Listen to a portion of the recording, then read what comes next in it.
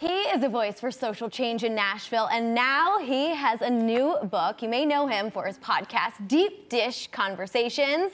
We want to welcome back Jerome Moore. Thank you so much for joining us. Thank y'all for having me back 2 times. No doubt, no doubt. I love ya. Yeah, and here's the thing. The last time that we saw you, you were actually holding a forum on social injustice. Right. And been super busy since. Tell us what's going on. The forum was amazing. Yeah. Over like 200 people sold out the Billcourt Theater. Yeah. And so thank y'all for the opportunity to come talk about that. And now I've just been on this book and just continue to explore social change and community projects and what they mean and what that looks like. And like in the spirit of Juneteenth, just continue to see what like liberation looks like on just trying to combat these social constructs that we all are affected by on some type of different level. It's very true. I love your investment in change within this community in particular. What was the inspiration behind this book?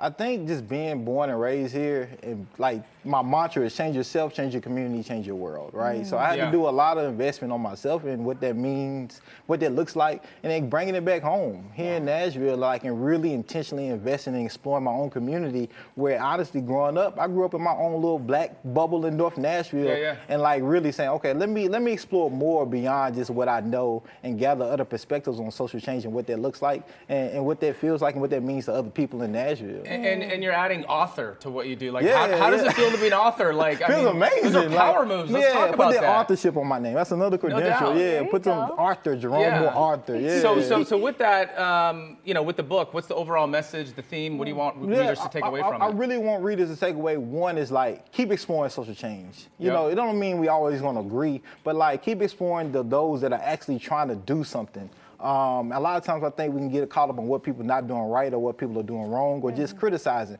Like, no, take a break. Look yourself in the mirror and say, one, like, what are you doing to benefit your community? And two, like, people are trying. Like, it's easy to criticize, but people are really trying to make a difference. And I think the really overall theme is like, there's somebody possibly down the street from you, right, that is trying to make a difference. I think a lot of times we try to look maybe through television shows or sensational celebrities. It's like to tell us what we should do to be, no, it's somebody down the street. And I think that's what this book really tells you, especially here in Nashville, that think locally and also think globally, you know, at the same time while thinking locally, right?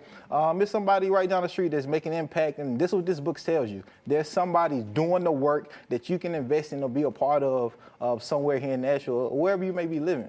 And a little bit goes a long way, too. Yeah. Yes, yeah, exactly. For sure. Definitely. I know that you lived in China for 2 years. Is that what sparked your interest in community development? Yeah, like I did Peace Corps in Paraguay, and then I worked for I was a director for an NGO in Costa Rica, and then lived in China after that, and worked in some projects in the Philippines. But my overall abroad experience, right, talking to different people, like meeting people from all over the world, like, oh wow, like this is what you think or know about me as an American, right, or as a Black American. What does social change look like? How do y'all having these discussions in Ukraine or in Uganda or in Ghana or in you know, what's India, whatever these other countries. These are people that I'm spending time with, and we just ironically in China, all the places, right? But that's what was the catalyst. Like, what is my lane when it comes to community economic development? What can I fill a void in? Because there's a lot of people doing a lot of great work, but what can be my lane? And I pivot and say, okay, this is it. This media,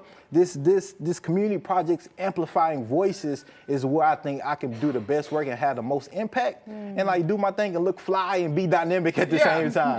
Because you obviously want to be passionate about it, right? You got to keep it real. You can't fake the funk, exactly. right? And then so when it comes to like your podcast, which I'm a huge fan of, your episodes on YouTube, I've definitely done my own deep dish dives into your work, and I'm a huge fan.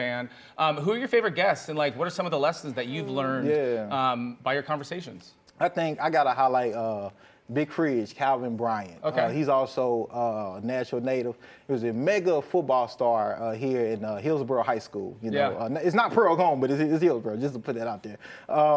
But him serving time, right, in prison, and coming back home and really pouring back into youth through his PIC Foundation, but also learning that like what punishment does, what harm does, our penitentiary system, what that means, and also like what they can mean when those individuals return home. Raheem Buford is another one of those type of individuals that like give you a different meaning of community and how like you got to transform, but also pour back and not really be marginalized or held back based on maybe past decisions, but you can actually pour into community from those type of decisions and make a huge impact. But all of my guests gives me something different, because if I'm not learning something, like, you know, I'm listening too. I'm a learner too. Every guest that I bring, I don't know personally or on a personal level. I'm trying to explore. I'm curious, like, hey, how are you making this pivot from what you're doing into social change, and how is that impacting people? And so that's like, I'm an explorer of social change. I'm gonna keep exploring, and if I'm not exploring, I'm not doing something right.